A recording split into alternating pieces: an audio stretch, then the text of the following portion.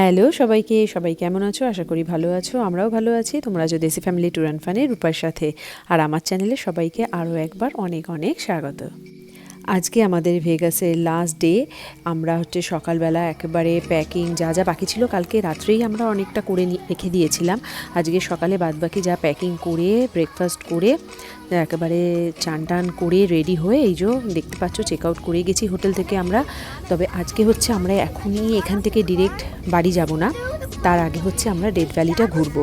কবে থেকে প্ল্যান করছিলাম যে ভেগাসে যাব, ভেগাসের থেকে death valley, valley of fire, এর আগে যে ভ্লগগুলোতে আমি দিয়েছি যে ঘুরবো, বাকিগুলো তো ঘোরা হয়ে গেছে, শুধু ডেথ ভ্যালিটাই বাকি আছে। তো সেটা আজকে আমরা ঘুরেই তারপর বাড়ির দিকে রওনা দেবো। এই যে এখন দেখতে পাচ্ছ আমরা বেরিয়ে গেছি, তো এই যে এখন ডেথ ভ্যালির দিকেই যাচ্ছি। আর ওটা তো ডেজার্ট এরিয়া, তোমরা জানো। আর যারা জানো না তাদের জন্য আমি বলে দিলাম। আর ওখানে প্রচণ্ড গরম থাকে, প্রচণ্ড গরম, মানে গরমকালে ম্যাক্সিমাম টেম্পারেচার 57 ডিগ্রি সেলসিয়াস উঠে যায়। মানে বুঝতে পারছো, মানে জাস্ট একেবারে ওখানে যাওয়া মানে মনে হবে যে একবারে বার্ন হয়ে যাচ্ছি পুরো। তো এই রকম লেভেলের গরম থাকে। তো আমরা এখন এসে ডেথ ভ্যালি, এই যে এখানে যে লেখা আর কি ন্যাশনাল পার্ক, এটা একটা ন্যাশনাল পার্ক। তো বিশাল বিশাল বিশাল বড় এরিয়া নিয়ে এই পার্কটা। এই যে দেখতে পাচ্ছ লেখা আছে ডেথ ভ্যালি ন্যাশনাল পার্ক। এখানে আমরা এখন কয়েকটা ছবি নেব, নিয়ে তারপর যাব। আর মানে এই জায়গাটা যে কোথা থেকে শুরু, মানে কোথায় গিয়ে যে শেষ কেউ জানে না।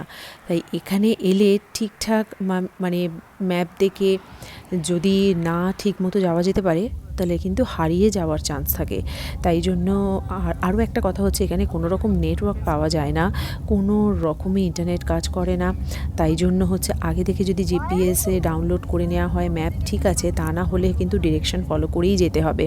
তা না হলে এখানে রাস্তা যদি একবার হারিয়ে যায়, মানে ইটস জাস্ট ইম্পসিবল রাস্তা খুঁজে বের করা। 1849 থেকে 1850 সালে শীতকালে হারিয়ে যাওয়া ইউরোপীয় আমেরিকানদের একটি গ্রুপ দ্বারা এই নামকরণ করা হয়েছিল, যার নাম এই ডেথ ভ্যালি। কেন এই জায়গাটার নাম এরকম ডেথ ভ্যালি? এত সুন্দর একটা জায়গা, প্রায় 900 রকমের উপর এখানে নানা ধরনের গাছ রয়েছে ডেজার্ট ওয়াইল্ড লাইফ, তার সাথে রয়েছে অনেক রকমের রহস্য মিস্ট্রি আর কি।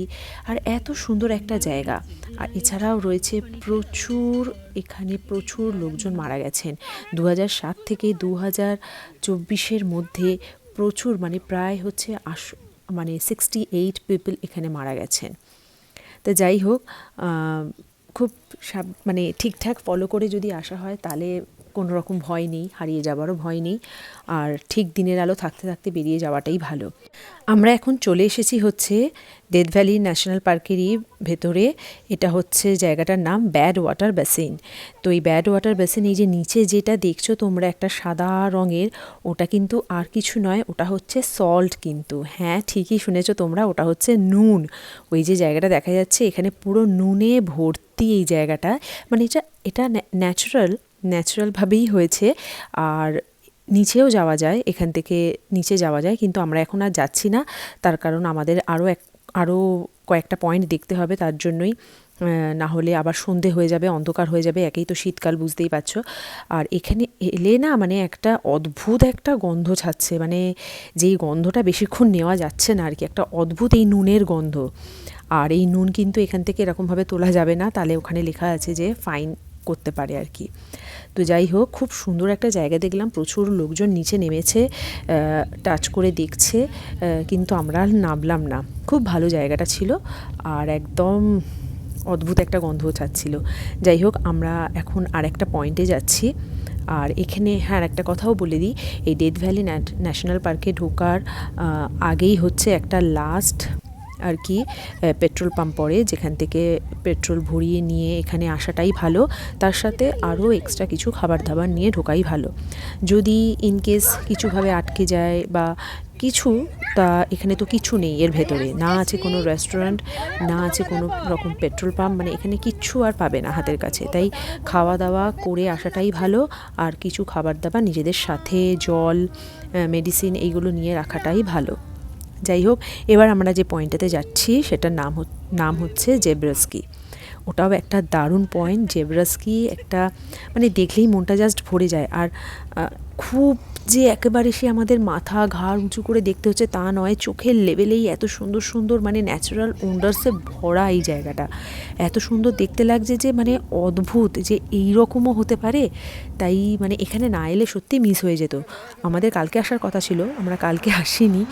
ভেবেছিলাম বাড়ি যাওয়ার পথেই ঘুরে নেবো, হয়তো বেশি জায়গাটা বড় নয়, কিন্তু তা নয়, বিশাল বিশাল বিশাল বিশাল বড় এরিয়া। আর কোনোভাবেই এরকমভাবে ঘোরাটা সম্ভব নয় একদিনে। যাই হোক, আমরা এই যে এখন চলে এসেছি।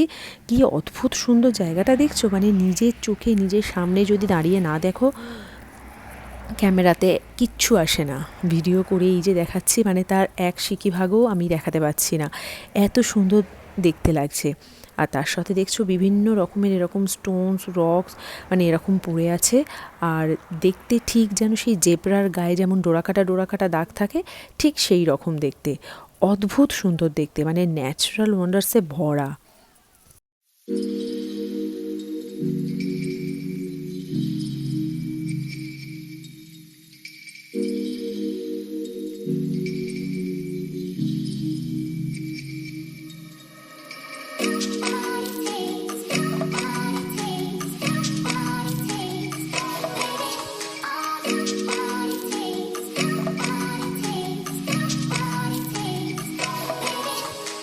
কি অদ্ভুত সুন্দর না জায়গাটা, মানে দেখলে মনে হচ্ছে যে এখানে 10 থেকে 15 মিনিট বসে কিছুক্ষণ থাকি, তারপর হচ্ছে আস্তে আস্তে আবার অন্য পয়েন্টে আর কি দেখতে যাই।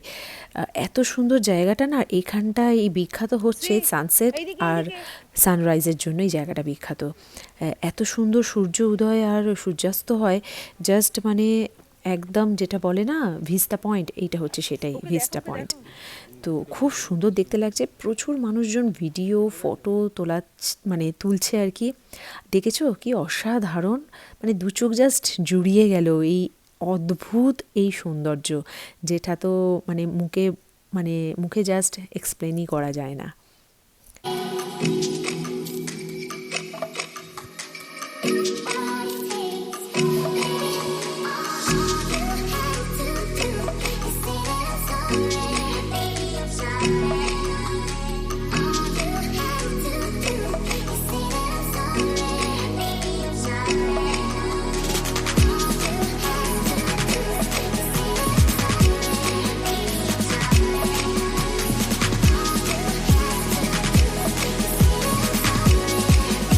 কত মানুষজন এসে এখানে প্রায় ঘন্টার পর ঘন্টা বসে আছে। আর তাছাড়া তো রয়েছে প্রচুর হাইকিং, প্রচুর মানে এরকম আর কি মানুষজন হেঁটে হেঁটে যাচ্ছে অনেক দূর পর্যন্ত, আবার ফিরে আসছে।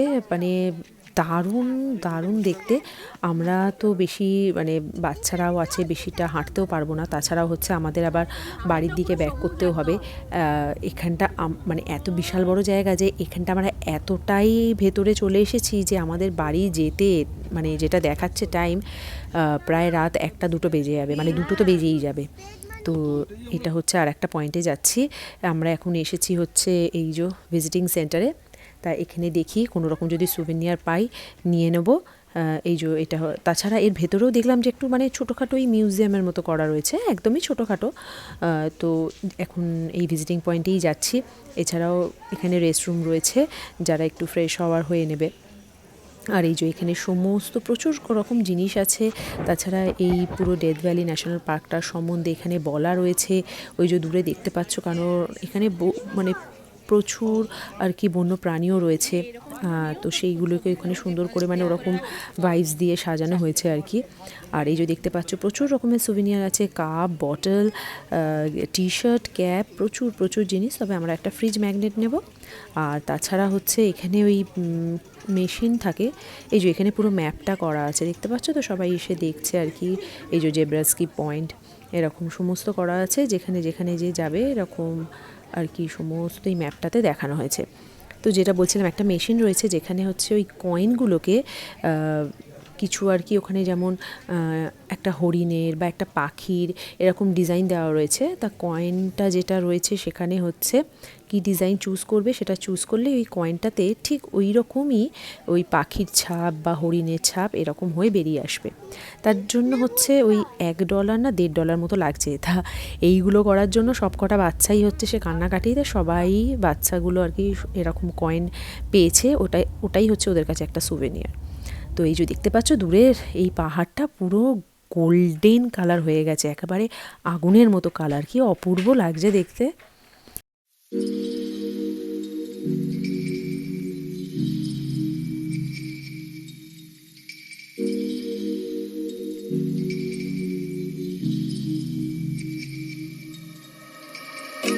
কি অপূর্ব এই ড্রাইভিংটা, মনে হচ্ছে যেন রাস্তাটা শেষ না হয়, যতক্ষণ না রাত হচ্ছে মনে হচ্ছে এই রাস্তাটা দিয়েই চলতে থাকি আর তাকিয়ে থাকি, জাস্ট মেসমারাইজ আর কি, মানে অপূর্ব সুন্দর মানে দেখতে লাগছে। আর আশা করি তোমরাও দেখতে পাচ্ছ এত সুন্দর একটা ভিউ, মানে চোখ জাস্ট ধাঁধিয়ে যাচ্ছে আর কি।